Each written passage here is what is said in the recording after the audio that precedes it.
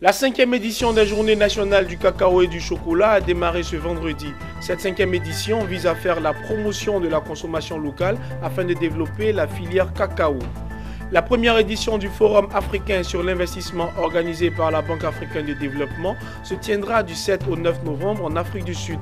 À cet effet, la BAD invite les entreprises ivoiriennes à y participer.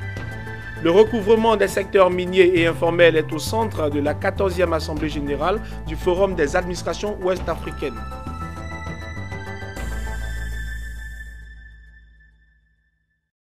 Mesdames et messieurs, bienvenue à toutes et à tous. Ce vendredi s'est ouvert la 5e édition des Journées nationales du chocolat et du cacao. La promotion de la consommation locale, une opportunité pour le développement de la filière cacao, est le thème autour duquel va s'articuler cette 5e édition. Cette édition devrait accueillir plusieurs participants, en l'occurrence des producteurs, des transformateurs, des experts en la matière. Suivez le reportage de Corona Sekongo et Richard Akeke.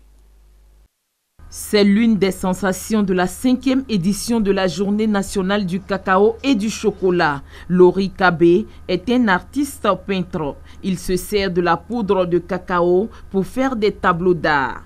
Je suis artiste. Ma particularité à moi, déjà un artiste, c'est de faire des recherches et de trouver quelque chose qui peut emmener soit un changement ou essayer de faire une promotion. La Journée nationale du cacao et du chocolat s'ouvre chaque année en début de campagne cacaoyère à l'instar du Ghana, du Cameroun, du Nigeria et de la République dominicaine. Cette journée a pour objectif, entre autres, de mobiliser l'attention de la nation sur l'ensemble des activités cacaoyères, de faire connaître aux populations locales les bienfaits du chocolat sur la santé humaine. D'où le choix du thème, la promotion de la consommation locale, une opportunité pour le développement de la filière cacao. Nous nous réjouissons du choix du thème de cette édition des Journées nationales du cacao et du chocolat qui vise à promouvoir la consommation locale du chocolat. L'éradication de la maladie du challenge shoot du cacaoyer est également une priorité. À cet effet, le programme d'intensification de la lutte d'un coût de 33 milliards de francs CFA sur 3 ans a été lancé depuis janvier 2018. Selon le président du conseil d'administration du conseil du café cacao, Lambert Kwasi Konan, en septembre 2018, le cumul des achats de cacao déclarés s'établit à 1 938 436 tonnes avec un revenu global d'environ 1356 milliards perçus par les producteurs. Élément important donc de la chaîne de valeur, les productrices et producteurs de cacao ont reçu des prix. C'est le travail abattu de toute une année, c'est l'effort de toute une génération. Donc ça me va droit au cœur, je suis vraiment émue pour ce prix-là. Comment nous ne pourrons pas ne pas être fiers et leur dire merci? Parce que notre combat, c'est pour montrer aux yeux du secteur privé que public que le producteur est l'élément important de la chaîne de valeur. Parce que s'il n'y a pas de producteur de cacao, il n'y aura pas de cacao, il n'y aura pas de chocolat dont on parle. Féliciter les producteurs parce que c'est eux qui sont à la base de tous les succès, que nous engrangeons. Et c'est véritablement eux qui sont les premiers acteurs de l'amélioration des conditions de vie des producteurs. Avec une légère baisse de production due à plusieurs facteurs dont le changement climatique, les difficultés d'approvisionnement et la maladie du Sholen Shoot, le gouvernement veut mettre en place une stratégie pour valoriser ce secteur. La journée nationale marque le début de la campagne cacaoyère 2018-2019 avec le nouveau prix Borchon qui sera fixé le 1er octobre. Cette fête du cacao et du chocolat prendra fin le 3 octobre prochain. Certains participants ont réagi à l'ouverture de cette 5e édition des Journées nationales du cacao et du chocolat. Écoutons-les. Cette année, notre déliance est d'augmenter les prix parce que la campagne qui vient de s'achever a été très difficile. Et si ce prix, au moment où il va être donné, il est meilleur, nous allons manifester nos sentiments de joie et nos sentiments de fierté auprès de nos producteurs pour dire que nous sommes écoutés et nous sommes importants. Je demande au gouvernement de voir le prix en hausse par rapport pour cette année pour que nos producteurs puissent bénéficier de leur travail. Elles représentent 49,3% de la population de Côte d'Ivoire. Les femmes jouent un rôle important pour le développement du pays, mais elles sont confrontées à des obstacles. Le plus concret reste leur autonomisation financière. Face à cette équation, des femmes se sont regroupées autour d'un club d'investissement. Le Women Investment Club Côte d'Ivoire a été présenté officiellement ce jeudi à la Bourse régionale des valeurs mobilières. Reportage de Hervé Blagnon et Lyon Gilbert. Barrer la route à la pauvreté qui mine la femme, le Women Investment Club Côte d'Ivoire, en abrégé WIC, veut être une alternative à la promotion de l'autonomisation financière des femmes. Cette association a procédé au lancement officiel de ses activités ce jeudi à la Bourse régionale des valeurs mobilières. Objectif, mobiliser des ressources auprès de toutes les femmes de Côte d'Ivoire, les placer en bourse afin d'obtenir des dividendes en faveur de leur épanouissement. La philosophie du Women Investment Club est simple et elle peut se résumer ainsi. Aidez-vous et les autres vous aideront. Nous, femmes de Côte d'Ivoire, après nos sœurs du Sénégal, avons jugé que, tout comme avant de courir, il faut apprendre à marcher, avant de financer des entreprises de femmes, il faut apprendre à épargner. Cela peut paraître évident et pourtant trop souvent, lorsqu'on parle de finances, on pense d'abord à l'octroi de crédit et pas assez souvent à la mobilisation de l'épargne. Le WIC Côte d'Ivoire répond à cette volonté de constituer et de rentabiliser notre patrimoine afin de pouvoir demain en prélever une partie pour aider les femmes chefs d'entreprise à développer leurs affaires. La sous-région compte 57 clubs d'investissement, dont un seul consacré aux femmes. Le WIC Sénégal a précédé le WIC Côte d'Ivoire, mais l'épargne féminine demeure encore faible en bourse. D'où l'invitation du directeur général de la BRVM, Dr Edo Kossi, au nouveau-né dans le club d'investissement. Il me plaît de rappeler que les femmes représentent, suivant les statistiques disponibles, 49,6% de la population mondiale en 2017. Elle représente 50,1% de la population de l'Afrique subsaharienne et 49,3% de la population ivoirienne. Il est tout à fait normal que la moitié de la population mondiale et plus de la moitié de la population de notre sous-région puissent être largement impliquées dans les activités de production et de création de richesses. Présente à cette cérémonie de lancement, Dr Binaté Fofana du ministère de la Femme, de la Famille et de l'Enfant a indiqué que le WIC Côte d'Ivoire s'inscrit dans une dynamique de promotion du genre. Selon elle, cette initiative va dans la droite ligne de la stratégie nationale de lutte contre la pauvreté des femmes. Et c'est aussi ce que pense son Excellence Madame Véronique Okumu, ambassadrice du Congo-Brazzaville en Côte d'Ivoire, pour qui le Women Investment Club est un moyen d'éducation à l'épargne. Le financement, c'est un problème réel qui, comme je le dis, qui empêche la femme de véritablement aller de l'avant. Donc une telle initiative qui va permettre, pour moi, c'est une opportunité pour les femmes de pouvoir avoir un financement. Les questions de femmes, les questions de financement des projets de femmes ont toujours été de ma préoccupation. Les formules que nous connaissons traditionnellement, qui sont les tontines, qui sont les microfinances, on les connaît, on les a un peu explorées, mais là, c'est une innovation.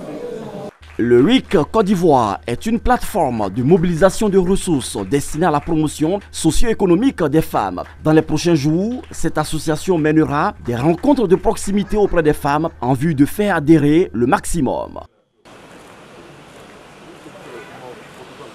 Du 7 au 9 novembre prochain, la Banque africaine de développement organisera à Johannesburg, en Afrique du Sud, la première édition du Forum africain sur l'investissement. Investisseurs et porteurs de projets vont se rencontrer pour des financements. Ce vendredi à Abidjan, un roadshow a été organisé pour inviter les entreprises ivoiriennes à prendre part active à cet événement. Lawani Babatunde et Marius Seri. La Banque africaine de développement va réunir du 7 au 9 novembre prochain à Johannesburg les décideurs politiques, les entreprises publiques et privées du continent et les investisseurs du monde entier au Forum africain de l'investissement. En Afrique du Sud, il n'y aura pas de place pour les discours, mais des échanges francs entre porteurs de projets et les investisseurs pour lever des financements. Les objectifs de développement de l'Afrique s'élèvent entre 600 et 700 milliards de dollars par an. Consciente de l'importance des besoins de financement non satisfaits en Afrique, estimés entre 130 et 170 milliards de dollars par an, rien que pour les seuls besoins en infrastructures et services de base, le groupe de la Banque africaine de développement, à travers cette initiative, entend apporter une réponse concrète aux défis du financement de développement auxquels l'Afrique est confrontée. Au cours des prochaines décennies, l'Afrique devra mobiliser des investissements bien plus conséquents pour accompagner la hausse rapide de la démographie, l'urbanisation et la demande toujours croissante de biens et services. En Côte d'Ivoire, plusieurs projets sont déjà enregistrés pour aller à Johannesburg à la conquête de fonds nécessaires à leur réalisation. Des projets publics, privés et des partenariats publics et privés, parmi lesquels la ville aéroportuaire de Port-Boué, le nouvel aéroport de San Pedro et son aérocité et le projet de développement minier intégré de l'Ouest. Plus que jamais, notre pays doit être un espace attractif et compétitif au service du financement de nos économies.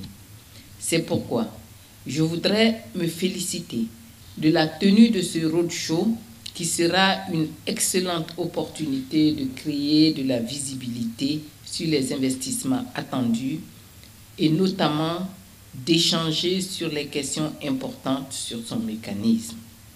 Le Forum africain de l'investissement se veut un marché pour financer le développement économique et social de l'Afrique. Pour cela, il entend catalyser les investissements dans les projets destinés à éclairer l'Afrique, l'alimenter en énergie, la nourrir, l'industrialiser, l'intégrer et améliorer la qualité de vie des populations africaines. La 14e Assemblée générale des administrations fiscales ouest-africaines se tient à Abidjan ces 27 et 28 septembre. Les travaux de cette rencontre s'articulent autour de la mobilisation des ressources domestiques en Afrique de l'Ouest, la fiscalisation des secteurs informels et miniers. Outre les pays de la CEDEAO, le Kenya et les Pays-Bas participent à ce forum d'expérience fiscale. C'est un commentaire de Lucien Sbokwa, Corona C. Congo et Richard Akeke.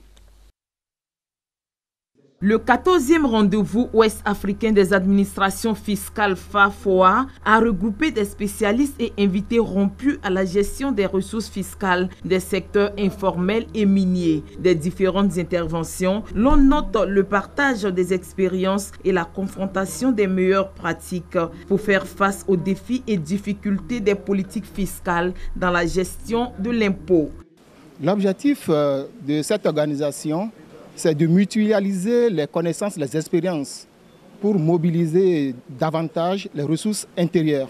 Et il s'agit pour nous de débattre du thème, surtout du thème l'élargissement de l'assiette fiscale par la lutte contre le secteur informel et puis regarder un peu de fond en comble le secteur minier. Mutualiser nos expériences pour voir dans quelle mesure nous pouvons lutter efficacement contre le secteur informel sous sa forme de fraude fiscale. Il ne s'agit pas de mettre fin au secteur informel des petites et moyennes entreprises qui travaillent correctement. Il s'agit de fiscaliser également, comme je l'ai dit, le secteur de l'économie souterraine. En ce qui concerne le secteur minier, il s'agit de faire en sorte que les fiscalités à mettre en place dans nos États respectifs fassent profiter au mieux de la manne minière. Pour l'État de Côte d'Ivoire, des initiatives législatives sont en cours pour un impôt forfaitaire d'accompagnement des systèmes comptables et juridiques. Quand on fait un budget, on repasse en revue les tests qui administrent un peu la fiscalité. Et puis, là où il y a peut-être des ajustements à faire, là où il y a des coups de pouce à donner à certaines entreprises, certains opérateurs économiques, certains secteurs d'activité, là où il y a des secteurs qui ont une capacité contributive plus élevée que d'autres, On a juste donc la réglementation fiscale en conséquence. Mais tout ça s'est fait dans un dialogue avec le secteur privé. De ces travaux d'échange sur la fiscalisation des secteurs informels et miniers naîtra un code de garantie pour le développement durable des pays ouest-africains. Cela pour la réalisation d'un équilibre entre les impératifs futurs. Du 28 au 30 mars 2019, Abidjan accueillera la deuxième édition du Salon international des inventions de Côte d'Ivoire. Le lancement de la session 2019 Abidjan Innova a eu lieu ce jeudi à l'hôtel de ville dans la commune du Plateau. Ce salon vise à créer une plateforme de promotion des inventions, un cadre de rencontres et d'échanges entre inventeurs et structures de financement. Il favorise également l'implication des États dans la mise en place de fonds de soutien à l'invention. Amine Diadé. Les inventeurs de Côte d'Ivoire face à la presse ont procédé au lancement de la deuxième édition du Salon international des inventions baptisé Abidjan Innova. Du 28 au 30 mars 2019, au Palais de la Culture de Treichville, rendez-vous est donné au grand public pour découvrir les trouvailles et autres innovations des inventeurs. L'objectif de la Fédération des inventeurs et innovateurs de Côte d'Ivoire, en abrégé FEDENSI, en organisant ce salon, est de faire d'Abidjan la capitale mondiale des inventions.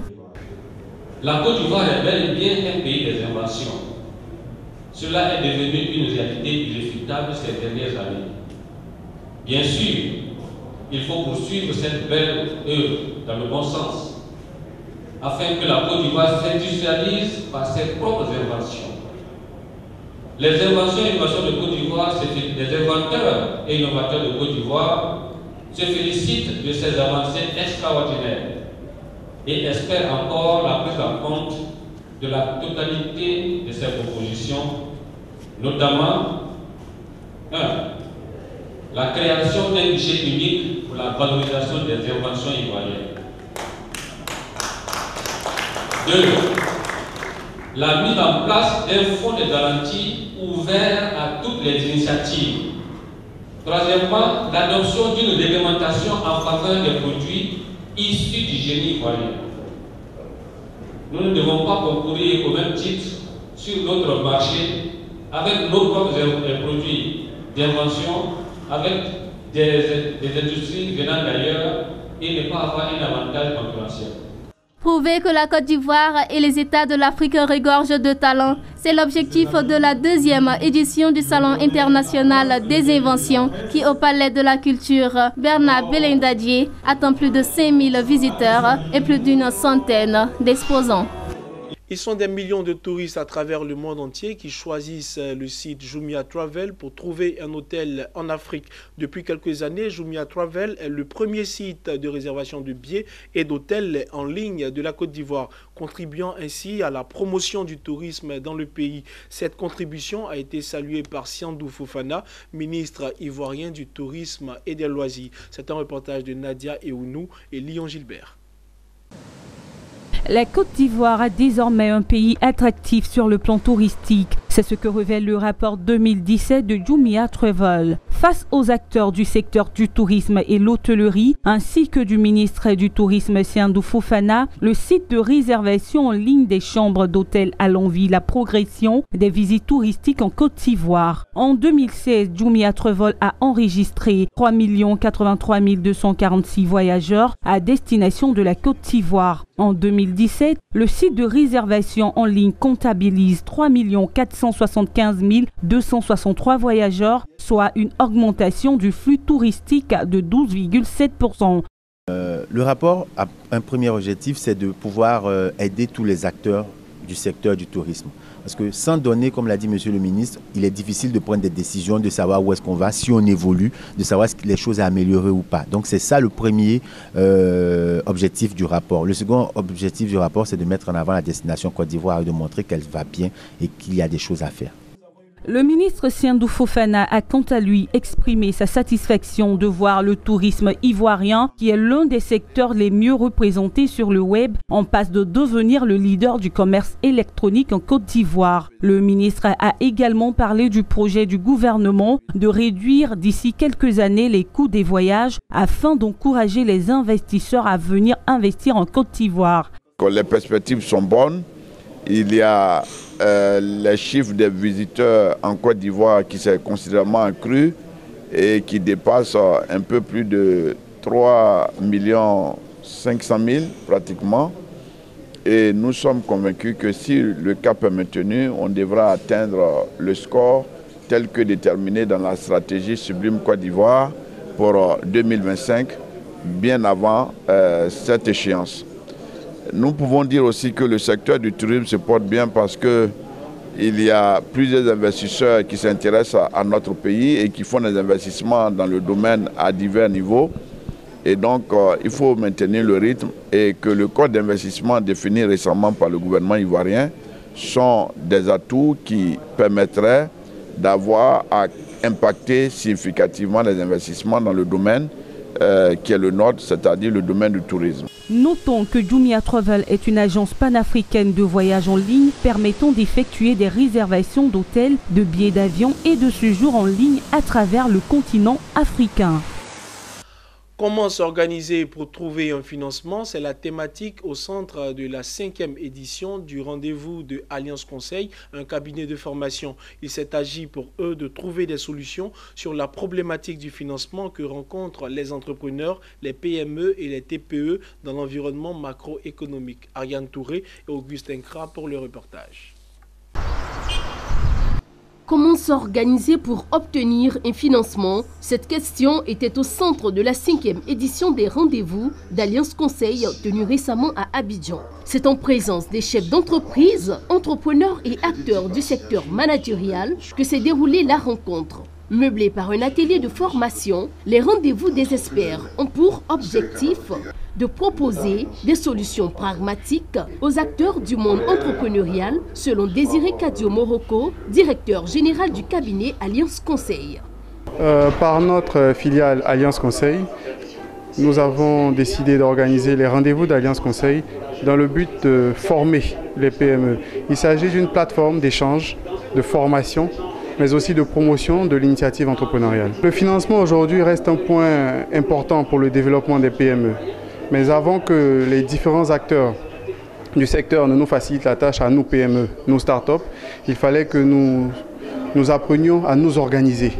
D'où le thème de ce soir, s'organiser pour obtenir son financement. La conférence principale a été animée par l'ancien directeur d'Ecobank de Burundi et d'Afrique centrale, par ailleurs actuel directeur du cabinet CASA.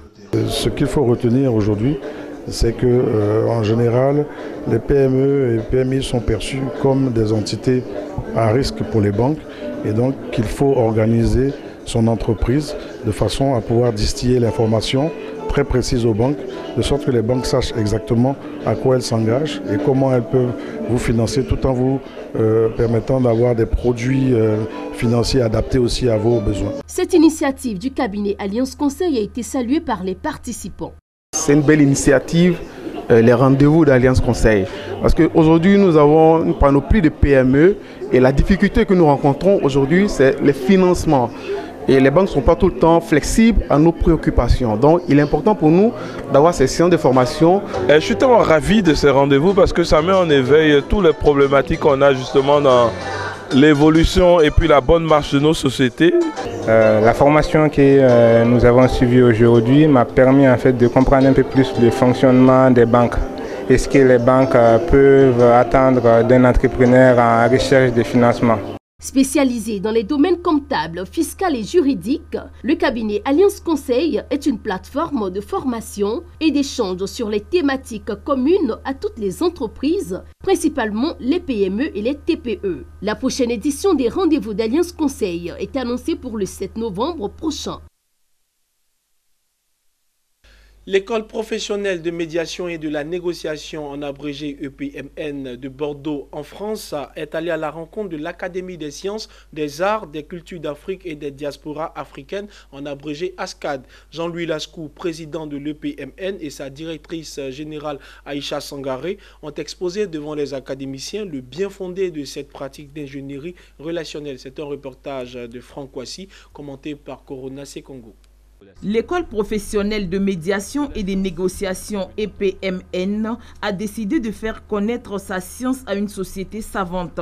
Les promoteurs de l'école ont rencontré les responsables de l'ASCAD dans les locaux de l'Académie des sciences, des arts, des cultures d'Afrique et des diasporas africaines à Abidjan. Jean-Louis Lascou, président de l'EPMN, accompagné de sa directrice générale Aïcha Sangaré, a développé devant les académiciens la médiation professionnelle dont son école fait la promotion. C'est un modèle de pensée par rapport à la relation, par rapport à l'individu. Qu'est-ce qui fonde une relation, comment on développe une relation. Et le monde du droit n'a rien à faire avec ça, parce qu'il n'est pas opérant sur le plan de l'entente. Il est opérant sur des arbitrages relatifs au contrat, mais il n'est pas opérant sur la restauration d'une entente. Et c'est le médiateur professionnel qui a pour rôle dans la société de développer l'entente sociale et de promouvoir l'entente sociale. Donc c'est deux paradigmes différents. C'est pas un défi, c'est pas une concurrence, sinon c'est une concurrence des idées.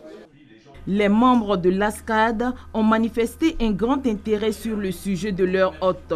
Aussi ont-ils convenu de poursuivre les discussions et de recevoir à nouveau la délégation de l'EPMN. D'abord, c'est un concept difficile à cerner et c'est une pratique extrêmement difficile. Finalement, on se demande s'il y a une voie. Mais l'intérêt d'une telle rencontre, c'est que le conférencier présente une voie qui n'est pas la seule, assurément, mais qui peut permettre d'arriver à des résultats. Nous, on a voulu l'écouter parce que la médiation est vraiment, je dirais que elle est connaturelle à la culture africaine. C'est-à-dire que c'est tous les jours que nous vivons ça. C'est un système nouveau qui met en exergue l'entente sociale et ce nouveau système peut être très porteur dans nos sociétés. L'EPMN est représenté depuis quelques années en Côte d'Ivoire par la Chambre professionnelle de la médiation. L'école a déjà formé plusieurs cadres qui ont reçu des certificats d'aptitude à la profession des médiateurs CAP-M. C'est la fin de ce journal. Merci de nous avoir suivis. L'information continue sur Business 24 Africa.